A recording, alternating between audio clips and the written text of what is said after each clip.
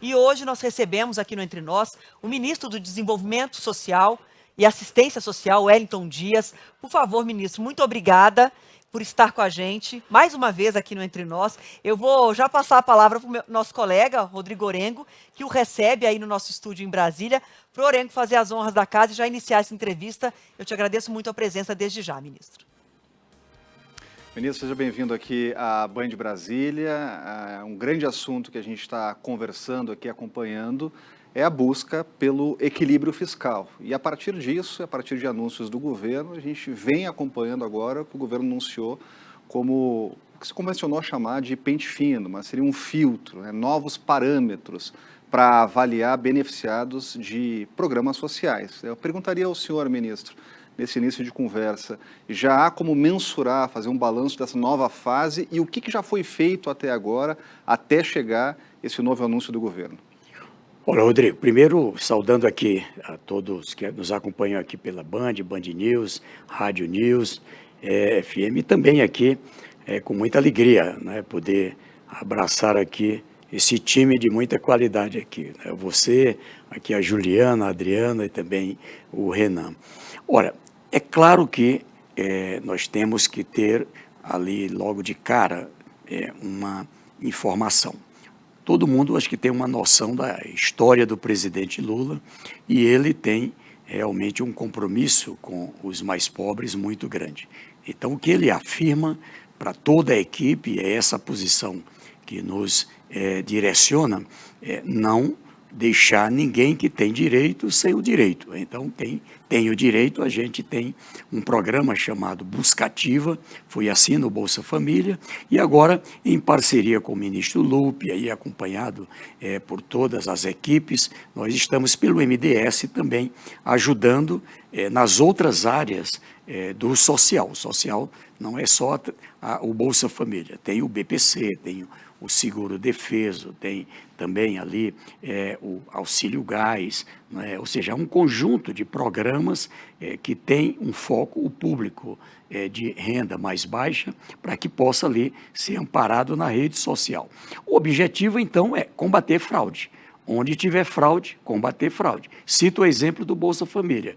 Quando a gente olha o que ali tinha de irregularidade porque tinha CPF falso, gente que já morreu, situação de pessoas que davam uma declaração de renda que não batia quando a gente foi para a checagem, eram de pessoas de renda de R$10 mil por mês no Auxílio Brasil. Então, ali nós tivemos 3.700.000 benefícios caracterizados como irregulares, com fraudes. E ali, esse combate, como atestou o próprio Tribunal de Contas da União, ele representou um prejuízo ao país que chegou a 34 bilhões de reais do que aconteceu até 2022. Então, o combate à fraude é zelar pelo dinheiro público, e isso também é determinação do presidente. Se tem alguém querendo fraudar, que quer ali burlar a lei, a regra,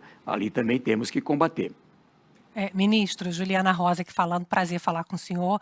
Pente fino é sempre importante para poder estar sempre com tudo em ordem, o dinheiro está indo para quem realmente precisa, mas ele não é suficiente para poder entregar uma melhora fiscal. E uma das questões que eu sei que estão sendo debatidas dentro aí da equipe econômica é mudar a forma de calcular o BPC, por exemplo, ao invés de ele ser reajustado só tanto pelo salário mínimo quanto pela inflação, ter o reajuste apenas pela inflação, que é uma forma de fazer com que o crescimento da despesa seja mais devagar, né? Diminua o ritmo do crescimento da despesa. O que o senhor acha sobre isso? Olha, nós temos algumas regras, Juliana, que eu acho que já balizam um pouco sobre isso. Por exemplo, quando a gente fixa qual é o limite para entrar num programa como o Bolsa Família, é ali um parâmetro internacional, algo em torno de $40, que a gente fixou em R$218, com base em março do ano passado.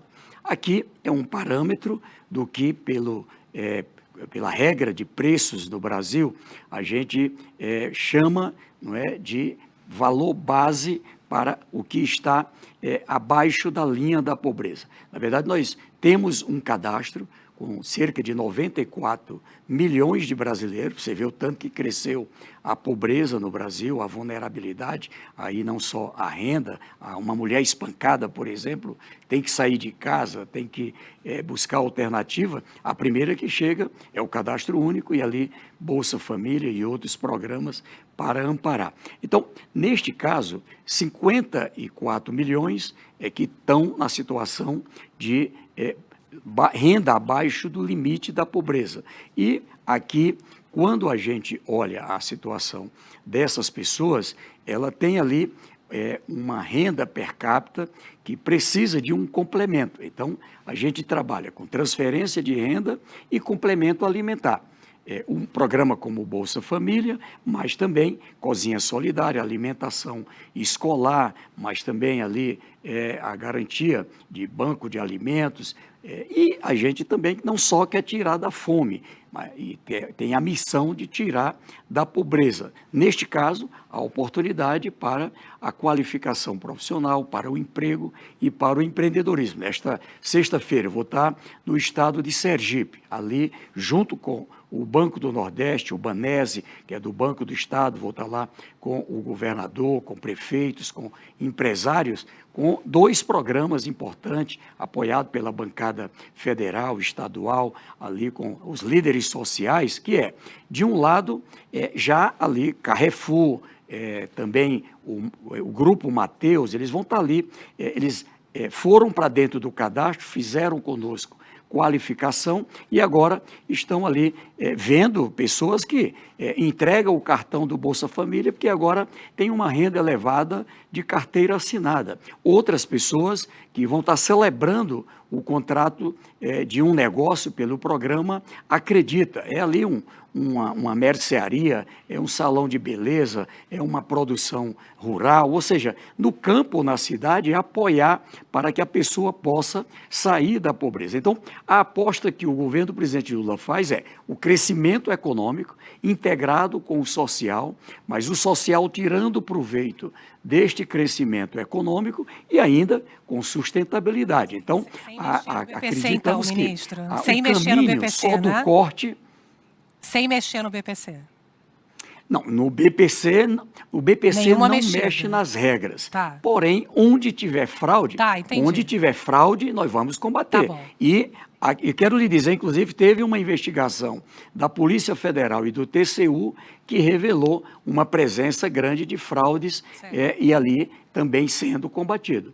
Ô, ministro, preciso falar com o senhor ministro, mas também com um político. O senhor é senador eleito pelo Piauí, então eu preciso falar das pautas políticas com o senhor também. Quero começar com o caso Alexandre de Moraes. Ontem o governo colocou o pelotão aí cedo para defender Alexandre de Moraes, depois da reportagem da Folha de São Paulo, que indicou algumas decisões e ações que podem ter sido feitas fora do rito legal. Via advogado-geral da União, o governo disse que está tudo certo nas investigações de Alexandre de Moraes, que está tudo dentro da legalidade, mas a oposição aponta uma grande contradição, já que o presidente Lula sempre defendeu que no caso da Lava Jato, com Sérgio Moro, um juiz não pode investigar, depois punir, julgar, tomar todas as decisões. E é justamente o que a oposição diz que Alexandre de Moraes faz. Então, eu queria a sua opinião sobre esse caso, ainda que a gente não saiba se há outras mensagens ou gravações que possam trazer novidades nesse caso. Olha, eu participo há muito tempo, Adriana, aqui da política, desde os anos 90, e acredito que a gente teve testes fortes do fortalecimento da democracia. Um dos pilares da democracia é o diálogo entre as lideranças, não só as autoridades públicas. Confesso que uma das coisas que eu sinto falta hoje é exatamente dessa capacidade de diálogo. Quando tem um problema, ao invés de sentar e ali encontrar uma saída, vai um tensionando de um lado e o outro respondendo com mais tensão, a temperatura sobe, isso cria instabilidade, acho que é ruim para o setor público, para o setor privado. A população fica olhando aqui o que é verdade, o que não é verdade, ou seja, e garante com isso, eu digo, um enfraquecimento das instituições. Eu defendo que a gente tenha, não é, a condição de sentar à mesa, dialogar e encontrar caminhos. Se o parlamento apresenta um direcionamento em relação à aplicação de recursos públicos, se tem alguma dúvida, sentar e tratar. Se ali da parte do judiciário, não é, tem alguma situação que teve questionamento, que tal sentar também e dialogar? Eu creio que o caminho que está, nós temos que acreditar nas instituições. O Brasil tem um ordenamento jurídico muito importante, as instituições testadas, como aconteceu agora recentemente, se comprovaram como fortes, e eu quero acreditar que a democracia vai vencer. Eu acho que a gente tem instrumentos para dar solução, mas também defendo o diálogo. Mas, ministro, falando especificamente de Alexandre de Moraes, o senhor se junta a essa defesa de primeira hora a Alexandre de Moraes, ou o senhor acha que é preciso esperar o que mais existe aí nesses 6 gigabytes de mensagens para, de fato, entender o que aconteceu? O que eu acho de estranho nesse caminho é porque nós estamos falando de colegiados independentes. O Tribunal Superior Eleitoral é um colegiado, não é a decisão de quem é presidente. E ali, junto com os ministros que compõem o TSE, nós ainda temos o Ministério Público, você tem ali os advogados lado a lado, enfim. Quando a gente vai para o Supremo, também, ou seja, é um colegiado com uma corte, com vários ministros, com os procuradores, com defensoria, ou seja, e ali também não é a decisão de um sozinho, não é de carreira solo. Cada decisão que é dada, agora mesmo, teve a decisão do ministro Flávio Dino sobre a chamada emenda PIX. Imediatamente o presidente, ministro Barroso, já pautou para a apreciação por parte do colegiado. Portanto, não é uma decisão isolada, não é de qualquer dos ministros. Assim como no Congresso Nacional, também você tem ali as várias organizações das comissões, da mesa, enfim, para o funcionamento. Por isso que a democracia brasileira, ela é sólida, porque senão era ditadura, só nas mãos de um que decide sozinho. Se ele errar, o país vai para o caminho errado. Mas aqui tem peso e contrapeso que permite as condições desse equilíbrio. Ministro, Renan aqui em São Paulo falando com o senhor citou justamente essa decisão do ministro Flávio Dino sobre as emendas impositivas ou emendas PIX, e uma reação que houve no Congresso por parte do presidente Arthur Lira foi justamente suspender os trabalhos ali de regulamentação da reforma tributária, que foi visto como uma resposta, uma possível resposta da oposição a essa decisão do ministro Flávio Dino. Como é que se estabelece, o senhor falou em diálogo também na sua última resposta, como é que se estabelece o diálogo diante de uma situação tensionada, novamente tensionada, parece ser tensionada, entre STF e Congresso Nacional? Lembrar que o ministro Flávio Dino é ali do Maranhão, eu sou do Piauí, e eu acompanho a sua trajetória brilhante, né, como advogado, membro do judiciário lá já, desde as primeiras instâncias, experimentado também no legislativo, experimentado no executivo. Portanto, estamos falando de alguém muito preparado. Certamente não tomaria a decisão que tomou sem uma base legal, não é, por toda a sua trajetória. E eu digo que, da parte do Congresso Nacional, todos sabem, dentro do próprio Congresso Nacional, tem debates, não é, sobre o arcabouço que tem atual, onde o poder legislativo ele tem ali um poder sobre as emendas do outro poder, que é o executivo.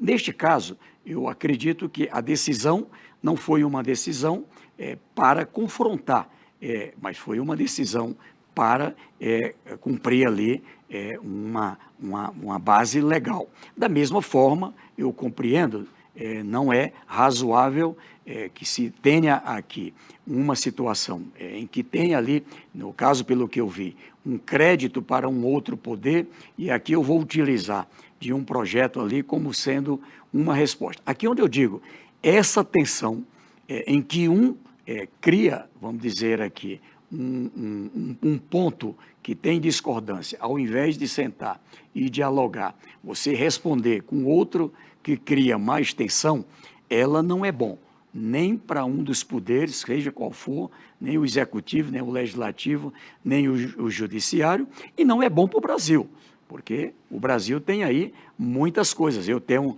no MDS, sei, cuidado social, são milhões de pessoas precisando de todas as autoridades, é o país precisando crescer a economia, é o país precisando, não é, dar respostas a problemas históricos como segurança e tantos outros. Então, acredito que é nada melhor do que, nesse instante, ali ter um sentar à mesa ali, as autoridades, os três poderes, e encontrar um rumo. Acho que é algo que é bom para o Brasil. Ministro, quero aproveitar aqui que a gente já falou da área social, também contas públicas e da questão política, aproveitar o fato de ser um governador experiente, de diversos mandatos, para perguntar ao senhor o que foi aprovado ontem no Senado Federal, a renegociação da dívida dos estados, se isso deve resolver a situação dos estados que estão com muita dificuldade de pagamento, né? Até porque isso atinge, obviamente, também demandas sociais locais, né? Essa é uma medida que deve trazer efeito para os estados?